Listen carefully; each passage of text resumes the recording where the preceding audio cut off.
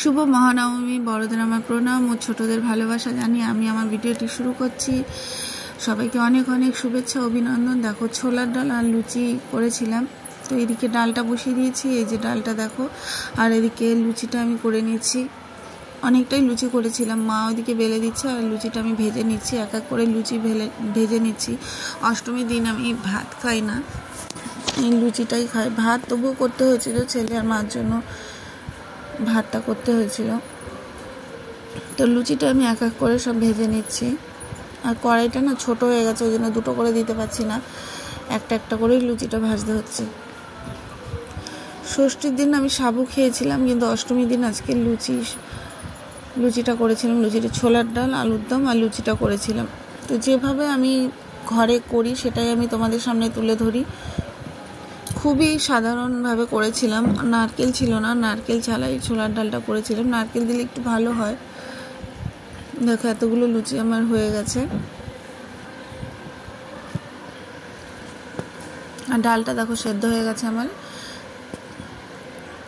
এবার দেখো, ডাল বসিয়ে দিয়েছি আমি লুচি করে। এর মধ্যে শুকনো লঙ্কা, জিরে ফোড়ন দিয়ে আলুটা আমি ভেজে নিচ্ছি। তারপরে আমি হলুদ দিয়ে একটু নাড়াচাড়া করে আলুটা এখানেই সিদ্ধ করে নেবো ভালো করে।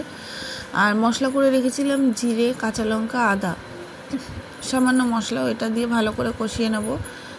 তারপরে দেখো, যে ডালটা সেদ্ধ ছিল ওটাকে দিয়েও আমি ভালো করে নাড়িয়ে নেব। দেখো, ডালটা দিয়ে দিয়েছি, আর ডালটা আমি পুরো ভেঙে দেয়নি, গোটা সেদ্ধ। ডালটা কিন্তু পুরো সেদ্ধ হয়ে গেছে, একদম নরম হয়ে গেছে, কিন্তু গোটা গোটা রেখেছি আমি।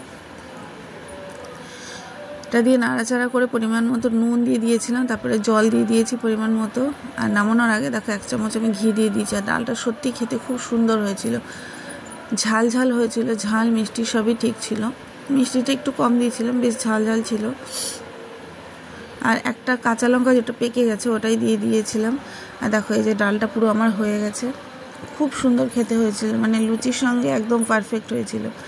আর এদিকে আলুর দম করবো, এর জন্য আমি সব মশলা। আর এদিকে দেখো, কয়েকটা বাদাম নিচে আটার মধ্যে, বাটিতে আটা ছিল, আমি ভুল করে ওতে রেখে দিয়েছি, সাদা সাদা হয়ে গেছে। কাজু বাদাম, বাদাম, আদা, জিরে, কাঁচা লঙ্কা পেস্ট করে নিয়েছি। আর আলুটা হালকা জলে ভাপিয়ে আমি আগে ভেজে নিচ্ছি। আলু ভাজা হয়ে গেছে, ওই তেলের মধ্যে দিয়ে দিচ্ছি জিরে ফোড়ন আর কাঁচা লঙ্কা। এবার মশলা যেটা পেস্ট করে রেখেছিলাম ওটা দিয়ে দিলাম। মশলাটা দেখো, এই যে মিক্সারটা ধুয়ে জলটা দিয়ে দিলাম, নাড়াচাড়া করে নেব। তারপর হলুদ দিয়ে দিয়েছি।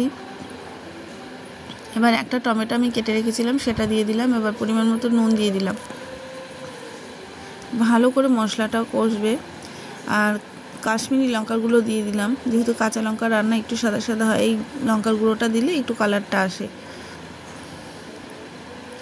এবার ভেজে রাখা আলুগুলো আমি দিয়ে দিলাম।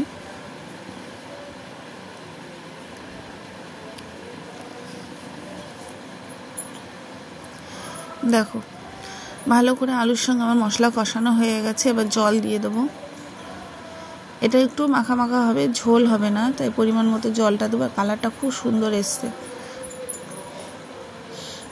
হয়ে গেছে আমার। এদিকে আলুর দমটাও হয়ে গেছে। তাহলে ছোলার ডাল, লুচি, আলুর দম, দেখো আজকে ছিল এটাই আমার রেসিপি। সবাই সুস্থ থেকো, ভালো থেকো।